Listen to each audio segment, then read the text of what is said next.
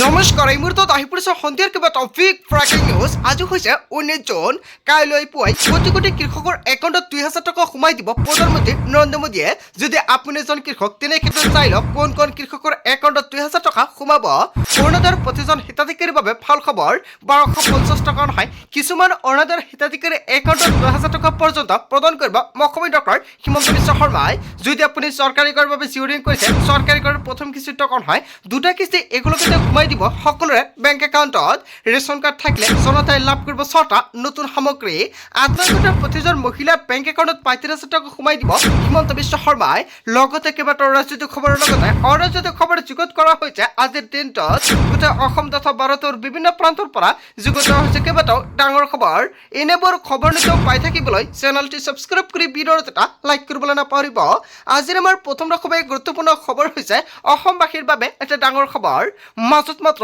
এটা দিন কাইলৈ লাখ লাখ একাউণ্টত সোমাব 2000 কোটি টকা ইয়াতে চেক কৰক আপোনাৰ বেংক একাউণ্ট কোন কোন একাউণ্টত চৰকাৰে এই টকা প্ৰদান কৰিব পিএম কিষাণ সন্মানিধিৰ হিতাধিকাৰীলৈ জৰুৰী খবৰ আহি পৰিছে পিএম কিষাণৰ তালিকাত আপোনাৰ নাম অন্তৰ্ভুক্ত হৈ আছে নেকি তেনে ক্ষেত্ৰত চাই লওক আপোনাৰ বাবে ভাল খবৰ আহিছে আজি এই তালিকাত পৰীক্ষা কৰক আপোনাৰ নাম বহুতো হিতাধিকাৰীৰ নাম তালিকাৰ পৰা কৰ্তন কৰা হৈছে যদি আপোনাৰ তালিকাত নাম নাই তেনে ক্ষেত্ৰত আপোনাৰ বেংক একাউণ্টত 2000 টকা নোসোমাব আৰু আজি ৰাতিৰ ভিতৰতে কৰি লওক এইকেইটা জৰুৰী কাম নহ'লে তালিকাত নাম থাকিলে আপোনাৰ একাউণ্টত 2000 টকা সোমাই নিদিয়ে বেনিফিচিয়াৰী লিষ্টত নাম থাকিলেহে আপোনাৰ একাউণ্টত 2000 টকা লাভ কৰিব নাম নাথাকিলে আপোনাৰ একাউণ্টত 2000 টকা নাপাব কেনেকৈ ৱেবছাইটত চাব আপোনাৰ নিজৰ নাম তালিকাত আছে না নাই টেষ্ট নং কিস্তিৰ ধন লাভ কৰিবলৈ অসমৰ লাখ লাখ কৃষক সাজু হৈ পৰিছে আৰু কাইলৈ পুৱাই কোটি কোটি কৃষকৰ একাউণ্টত 2000 টকা সোমাব ৱেবছাইটলৈকে আপুনি ক্লিক কৰক বেনিফিচিয়াৰী লিষ্টত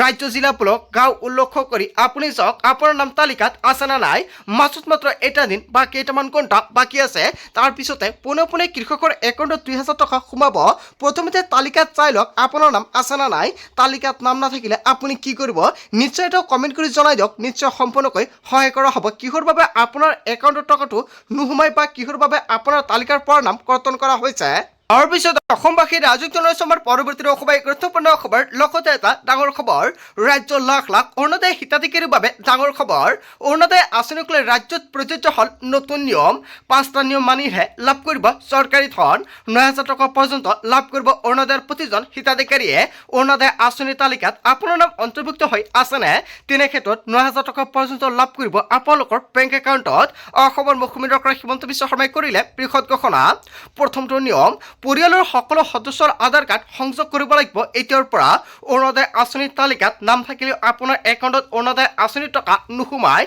এতিয়াৰ পৰা নতুন নিয়মেৰে আপোনালোকৰ বেংক একাউণ্টত অৰুণোদয় আঁচনিৰ টকা লাভ কৰিব আগতে যিজন ব্যক্তিয়ে অৰুণোদয় আঁচনি লাভ কৰিছিলে অকল সেইজন ব্যক্তিৰ আধাৰ কাৰ্ড লিংক কৰিব লাগিছিল এতিয়াৰ পৰা ঘৰৰ সকলো পৰিয়ালৰ সদস্যৰে আধাৰ কাৰ্ড লিংক কৰিব লাগিব দ্বিতীয় নিয়ম হৈছে স্থায়ী বাসস্থানৰ প্ৰমাণপত্ৰ থাকিব লাগিব তৃতীয়টো নিয়ম হৈছে বেংক একাউণ্টৰ ডিবিটি সুবিধা এক্টিভ থাকিব লাগিব যদি আপোনাৰ একাউণ্টৰ ডিবিটি মাধ্যমটো অন নাই অতি শীঘ্ৰে আপুনি অন কৰিব লাগিব বেংকত গৈ বেংকত আধাৰ কাৰ্ড বেংক একাউণ্ট লৈ যাব লগতে পান কাৰ্ডো লৈ যাব লাগিব এইখিনি নথিপত্ৰৰ সহায়তে আপুনি ডিবিটি ফৰ্ম এটা জমা দিব লাগিব তাৰপিছতে 24 ঘণ্টাৰ ভিতৰতে আপোনাৰ ডিবিটি লিংক হৈ যাব চতুৰ্থটো নিয়ম হৈছে পৰিয়ালত কোনো চৰকাৰী চাকৰিয়াল থাকিব নোৱাৰিব যদি কোনো চাকৰি পাইছে তেনে ক্ষেত্ৰত তালিকাৰ পৰা পোনে নাম কৰ্তন কৰা হ'ব পঞ্চমটো নিয়ম হৈছে সকলো নথিপত্ৰ আপডেট হৈ থাকিব লাগিব অৰুণোদয় আঁচনিৰ বাবে যিখিনি নথিপত্ৰ দিছে ৰেচন কাৰ্ড আধাৰ কাৰ্ড বেংক একাউণ্ট লগতে পান কাৰ্ড ভোটাৰ আইডি সকলো নথিপত্ৰত আপোনাৰ একে নাম থাকিব লাগিব নিজৰ নাম দেউতাকৰ নাম date of birth same to same থাকিব লাগিব যদি কোনো ধৰণৰ কাৰেকশ্যন কৰিব লগা থাকে আজি আপুনি কৰাই লৈ লওক অন্যথা কিন্তু তালিকাত নাম থকা সত্ত্বেও আপোনাৰ একাউণ্টত টকা নোসোমায় ৰাজ্যৰ লাখ লাখ অৰুণোদয় হিতাধিকাৰীৰ বাবে ডাঙৰ খবৰ আহি পৰিছে তাৰ পিছত অসমবাসী ৰাজকীয় সমাৰ পৰৱৰ্তী খুবেই গুৰুত্বপূৰ্ণ খবৰ লগতে এটা ডাঙৰ খবৰ পুনৰ নতুনকৈ হাজাৰ হাজাৰ লোকে লাভ কৰিব চৰকাৰী ঘৰ নতুনকৈ ভূমি লাভ কৰা লোকেও পাব চৰকাৰী পকী ঘৰ অসমত উপস্থিত হৈ ঘোষণা কৰিছে কেন্দ্ৰীয় মন্ত্ৰী শিৱৰাজ সিং চৌহানে পকী ঘৰৰ বাবে আবেদন কৰিবলৈ কি নথিপত্ৰ লাগিব হিতাধিকাৰীৰ আধাৰ কাৰ্ড পান কাৰ্ড লাগিব এক্টিভ বেংক একাউণ্ট ৰঙীন ফটো আয়ৰ প্ৰমাণপত্ৰ আৰু ঠিকনাৰ প্ৰমাণপত্ৰ লাগিব দুটাকৈ কিস্তিত একাউণ্টত লাভ কৰিব গৃহ নিৰ্মাণৰ ধনৰাশি পুনৰ নতুনকৈ লাখ লাখ হাজাৰ হাজাৰ হিতাধিকাৰীৰ একাউণ্টত চৰকাৰী ঘৰৰ টকা সোমাই দিব। যদি আপুনি চৰকাৰী ঘৰৰ বাবে জিঅ' ৰিং কৰিছে, অতি শীঘ্ৰে চৰকাৰী ঘৰৰ প্ৰথম কিছু টকা ৰিলিজ কৰা হ'ব আপোনালোকৰ বেংক একাউণ্টত। যিসকল হিতাধিকাৰীয়ে PMAY অধীনত চৰকাৰী ঘৰৰ বাবে আবেদন কৰিছিল আৰু তালিকাত নাম আছিল, সেইসকল হিতাধিকাৰীৰ একাউণ্টত চৰকাৰী ঘৰৰ টকা সোমাই গ'ল। আপোনাৰ একাউণ্টত টকা সোমালে নাই এতিয়া আপুনি চেক কৰি জনাওক। তাৰপিছত অসমবাসী ৰাইজক জনাইছো আমাৰ পৰৱৰ্তী খুবেই গুৰুত্বপূৰ্ণ খবৰ। লগতে এটা ডাঙৰ খবৰ, ইউনিফৰ্ম পিন্ধাই বিদ্যালয়লৈ নপঠিলেও হ'ব, শিক্ষাৰ্থী হয় এটা বিগ ব্ৰেকিং নিউজ আহি পৰিছে। ছাত্ৰ ছাত্ৰীৰ বাবে এটা ডাঙৰ খবৰ আহি পৰিছে। আজিৰ পৰা বাধ্যতামূলক নহয় শিক্ষাৰ্থীৰ ইউনিফৰ্ম। ব্যক্তিগত বিদ্যালয়ৰ ক্ষেত্ৰত প্ৰযোজ্য হ'ব বিশেষ নিৰ্দেশনা। উৎকট গৰমৰ প্ৰতি লক্ষ্য ৰাখি ছাত্ৰ ছাত্ৰীলৈ বৃহৎ সকাহ। ইউনিফৰ্ম নিপিন্ধালেও কোনো শিক্ষাৰ্থীক কৰিব নোৱাৰিব হাৰাশাস্তি। ছেপ্টেম্বৰ মাহ পৰ্যন্ত প্ৰযোজ্য হ'ব এই নীতি নিয়ম। বতৰৰ ওপৰত লক্ষ্য ৰাখি প্ৰধান শিক্ষকে ল'ব পাৰিব সিদ্ধান্ত। বিদ্যালয়ৰ শিক্ষাৰ্থীক যোগান ধৰিব লাগিব বিশুদ্ধ খোৱা পানী। কেৱল এয়াই নহয়, কামৰূপ জিলা শিক্ষা বিভাগে বিশেষ নিৰ্দেশনা জাৰি কৰিছে। ইউনিফৰ্ম নিপিন্ধাই এতিয়ালৈকে বিদ্যালয়লৈ আপুনি নপঠিয়ালেও হ'ব, হয় চৰকাৰৰ ফালৰ পৰা বিশেষ জাননী জাৰি কৰিছে। চৰকাৰী বিদ্যালয়ৰ লগতে বেচৰকাৰী বিদ্যালয়লৈ এই নিৰ্দেশনা মানিব লাগিব। তাৰপিছত অসমবাসীৰ ৰাইজক জনাইছো আমাৰ পৰৱৰ্তী খুবেই গুৰুত্বপূৰ্ণ খবৰ। লগতে এটা ডাঙৰ খবৰ, উত্তপ্ত গণেশগুৰি হয় এটা বিগ ব্ৰেকিং নিউজ আহি পৰিছে। গণেশগুৰিৰ উৰহীটোৰ তলত শ আৰক্ষী। কিয়নো আপোনালোকে সকলোৱে জানে, মহাবেশ্বৰ বৰুৱাই ছবি অঁকাৰ পিছতে এখনকৈ সৃষ্টি কৰিছিল উত্তেজনাৰ, আৰু কঠোৰ হৈ পৰিছে এতিয়া আৰক্ষী বাহিনী, আৰু আৰক্ষী বাহিনী মোতায়েন কৰা হৈছে। অৰ্ধসামৰিক বাহিনী মোতায়েন আৰু আৰক্ষীৰ ছত্ৰভংগ দিয়ে উত্তেজিত একাংশৰ। তাৰপিছত অসমবাসীৰ ৰাইজক জনাইছো আমাৰ পৰৱৰ্তী খুবেই গুৰুত্বপূৰ্ণ খবৰ। লগতে এটা ডাঙৰ খবৰ, ফ্ৰান্সত যিমান ঘৰ আছে সিমান ঘৰ 12 বছৰত ভাৰতত নিৰ্মাণ কৰিলোঁ। কেইবাটাও বৃহৎ মন্তব্য কৰিছে প্ৰধানমন্ত্ৰী নৰেন্দ্ৰ মোদীয়ে। পেৰিছৰ ভিভাটেক 2026ত উদ্যাত ভাষণ প্ৰধানমন্ত্ৰী নৰেন্দ্ৰ মোদীৰ। 12 বছৰত দ্ৰুতগতিত আগবাঢ়িছে ভাৰতৰ প্ৰগতি। যোৱা 12 বছৰত ভাৰতত 25 কোটি জনতা দৰিদ্ৰতাৰ পৰা মুক্ত হ'ল। ফ্ৰান্সত যিমান ঘৰ আছে তাতকৈ অধিক পকী ঘৰ দৰিদ্ৰৰ বাবে বনালোঁ। এনেকুৱাকৈ বৃহৎ মন্তব্য কৰিছে প্ৰধানমন্ত্ৰী নৰেন্দ্ৰ মোদীয়ে। ভাৰতৰ প্ৰতিটো দৰিদ্ৰ পৰিয়ালৰ বেংক একাউণ্ট আছে, আৰু যোৱা 12 বছৰত ভাৰতৰ GDP দুগুণ হৈছে, আৰু ভাৰতত এয়াৰপৰ্টৰ সংখ্যা দুগুণ হ'ল। কেৱল এয়াই নহয়, ঘাইপথ নিৰ্মাণৰ কাম 3 গুণলৈ বৃদ্ধি পালে। মেট্ৰ' নেটৱৰ্ক 4 গুণলৈ বৃদ্ধি পালে।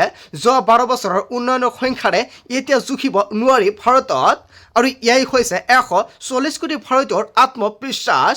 আজিৰ ভাৰত আৰু আজিৰ ভাৰতৰ যুৱ প্ৰজন্মই ডাঙৰ সপোন দেখে, আৰু ভাৰতৰ কৃষকে নতুন সম্ভাৱনাৰ মাজেৰে আগুৱাই গৈছে। ভাৰতৰ মহিলা নতুন নেতৃত্বৰ পৰিচয় দিছে, আৰু এয়া যোৱা 12 বছৰত ভাৰতৰ নতুন আকাংক্ষাৰ যুগ বুলি ঘোষণা কৰিছে প্ৰধানমন্ত্ৰী নৰেন্দ্ৰ মোদীয়ে। হয় এটা ডাঙৰ খবৰ আহি পৰিছে। প্ৰধানমন্ত্ৰী নৰেন্দ্ৰ মোদীয়ে যিকেইটা মন্তব্য কৰিছে, প্ৰেছতকৈ জনতাৰ মন্তব্য নিশ্চয় কমেণ্ট বক্সত জনাই দিব।